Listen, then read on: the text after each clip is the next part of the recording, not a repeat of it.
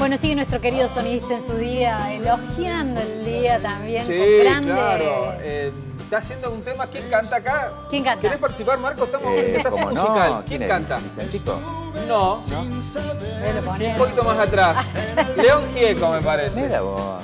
León Muy Gieco, ¿no? bien, exactamente. Y la canción es Algún lugar encontraré, de Andrés Calamar. ¿Sí?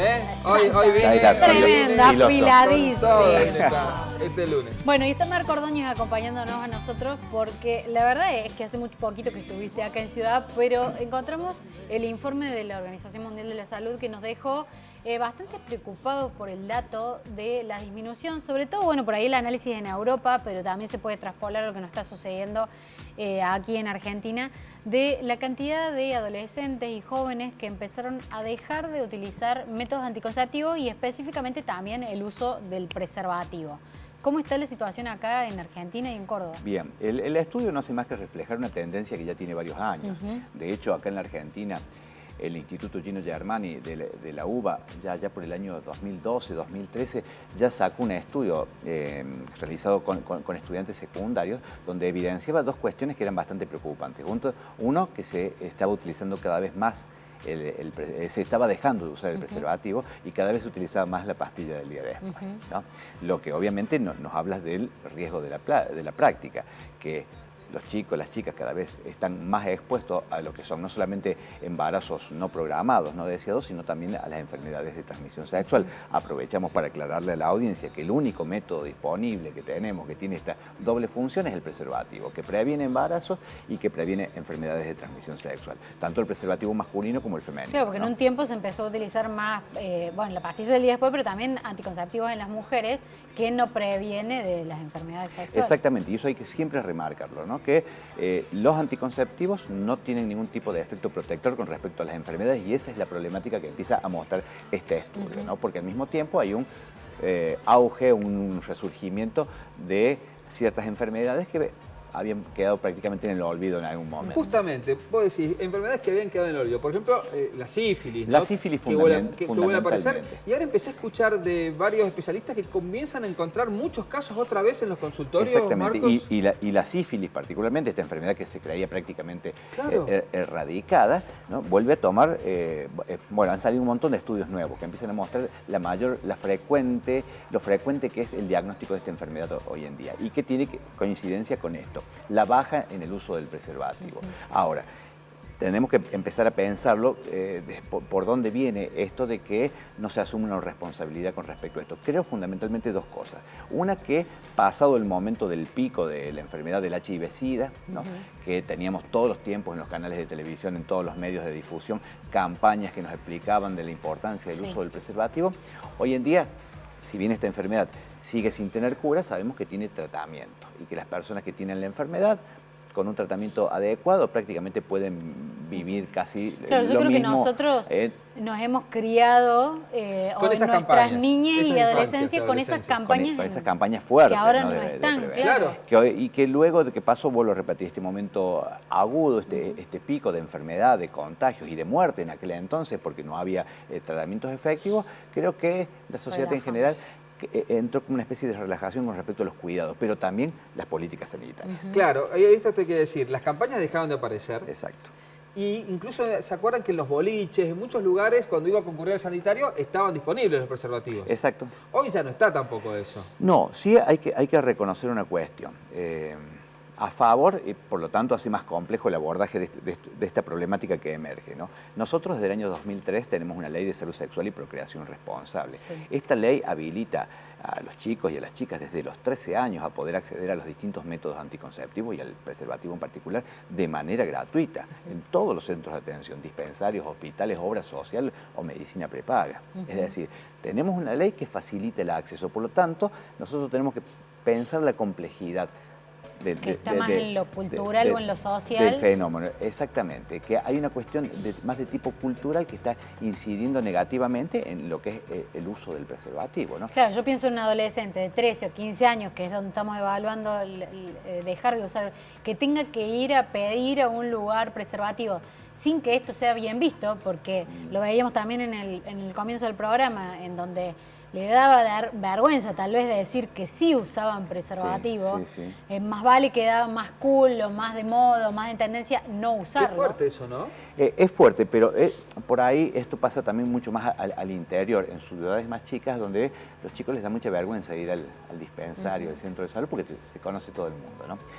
Yo trabajo mucho en educación sexual y yo siempre propongo en las escuelas que generen un vínculo con los centros de salud, porque tal vez la escuela sea el mejor espacio para ese reparto, donde hay una mayor confianza, ¿no? Y un acceso facilitado a los preservativos. A veces esto de tener que ir a un hospital para un adolescente es todo un tema, ¿no? Claro. Por eso hay que facilitar estas vías de acceso. Pero digo, hay una ley que garantiza de manera gratuita el acceso a los preservativos, ¿no? De alguna manera la educación sexual en las escuelas, los chicos saben cómo colocarse el preservativo. Ahora, ¿qué pasa que no lo usan? Y ahí entramos a algo que tiene que ver con lo que hablamos la vez pasada, las masculinidades, ¿no?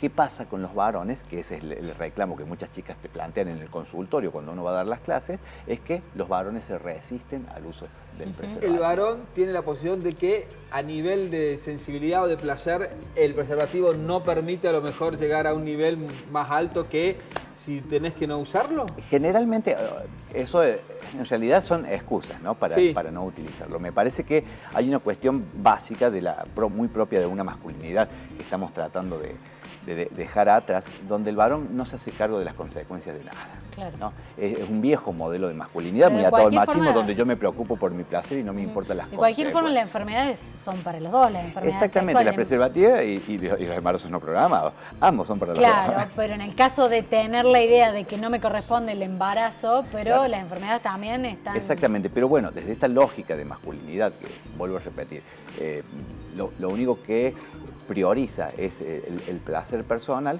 Toda esta cuestión que tiene que ver con el cuidado, que lo hablamos la vez pasada, lo delega en la mujer. Bueno, cuídate vos. Claro. Total va a ser tu cuerpo, ¿no? Y en esto, obviamente, estoy en primer lugar descuidándome a mí mismo, ¿no? Y la cuestión de la ausencia de empatía y sensibilidad con la persona. Y ahí entra también la decisión de las mujeres, que entre ellas yo también, digamos, de decir, bueno, los métodos anticonceptivos femeninos también provocan cambios hormonales en la mujer o, bueno, el sobrepeso, las cuestiones... ¿Tienen efectos secundarios los métodos, sobre todo los métodos hormonales? Claro, ahí se nota como, por lo menos lo que dice también el estudio de la Organización Mundial de la Salud, como el rechazo a utilizarlo con estas excusas, digamos. Bien, por parte de lo que es la parte femenina en este caso, obviamente que estos métodos, sobre todo los hormonales, afectan de alguna manera a la salud, tienen efectos secundarios. Hay incluso muchas chicas que no los toleran, ¿no? Pero es una intervención en este mecanismo tan delicado que es el sistema hormonal, ¿no? Pero también es cierto que existen otros métodos no hormonales, como puede ser, por ejemplo, el DIU, o como puede ser el preservativo. Claro. ¿No? Por lo tanto, nosotros desde la medicina lo que promovemos es el uso del preservativo por esta doble función. Pero en términos de anticoncepción, también el DIU es una buena opción, pero no protege de enfermedades de transmisión sexual. Esto decíamos de las masculinidades. ¿Pudiste también o podés hablar con los chicos? ¿Qué es lo que expresan ellos con respecto a esta cuestión, ¿no? De cuando aparece, lo veíamos en el título de apertura, la mayoría de los varones decían que no se cuidaban, las mujeres decían que se cuidaban. Sí. Lo que pasa, y disculpa que te saque un poquito del tema, muchas veces en los vínculos la mujer queda en un estado de vulnerabilidad y es ahí donde incide lo más tóxico de la masculinidad, cuando muchas veces se utiliza la coerción de tipo afectiva para acceder a relaciones sexuales sin preservativo. Si me querés, si me amás, lo hagamos sin preservativo, o te dejo si no tenemos relaciones de esta manera, ¿no? Este tipo de cosas que suena torpe, brusco, pero que sigue siendo parte del ejercicio de una masculinidad imperante que busca disponer del cuerpo de la otra persona sin ningún tipo de cuidado, ¿no? Sin atender de alguna manera las consecuencias, que no son solamente para la otra persona, es para uno también. O sea, hay una situación también en este video que decía, bueno, como para poner ejemplos, ¿no? Si las personas ya se conocen, si están en una relación estable, no es necesario utilizar preservativo. Digo, esto también termina siendo una excusa. Y puede ser una excusa, puede ser tramposa. Uno tiene que insistir con que el preservativo hay que utilizarlo, ¿no? Generar conciencia, sobre todo particularmente en la adolescencia, que es la etapa de la vida donde empezamos con nuestras primeras relaciones sexuales. Yo insisto mucho con los varones en este sentido, de que incorporemos el preservativo desde nuestras primeras relaciones sexuales, porque es cierto que después con el tiempo a muchos varones les cuesta incorporarlo. Si desde la adolescencia empezamos a trabajar insistentemente, y en esto la ESI es una herramienta fundamental, la educación sexual integral, si podemos incorporar en los varones, primero la idea de responsabilidad, ¿no?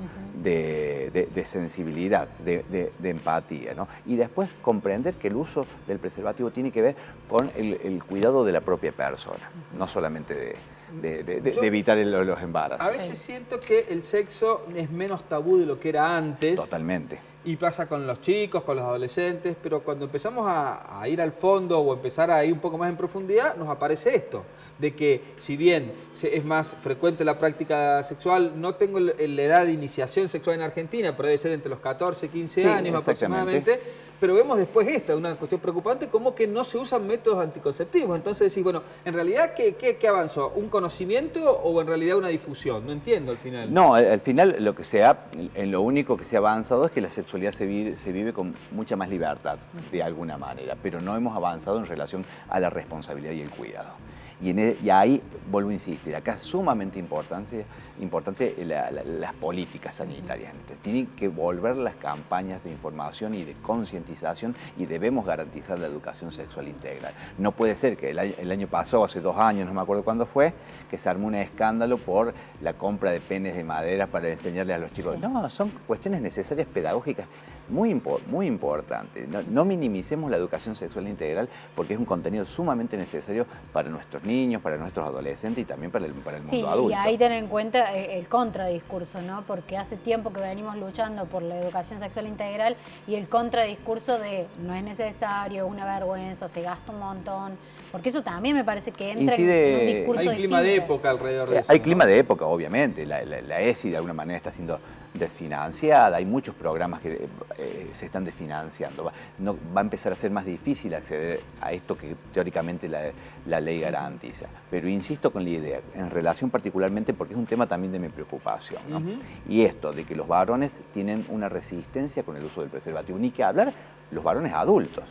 Porque siempre planteamos la adolescencia como un grupo etario problemático, pero esto se agudiza mucho más todavía en las personas adultas que no han tenido la costumbre o el hábito de utilizar el preservativo. Los varones en todos los grupos etarios se resisten al uso del preservativo. Entonces creo que el trabajo tiene que ser por el principio, ¿no? Empezar a trabajar sobre la concientización, particularmente de nosotros los varones, con respecto a la necesidad del preservativo, sobre todo en un momento donde las cifras a nivel sanitario nos están diciendo que todas las enfermedades de transmisión sexual, la sífilis, la clamidia, la gonorrea, están aumentando, que son de diagnóstico cotidiano, ya no excepcional.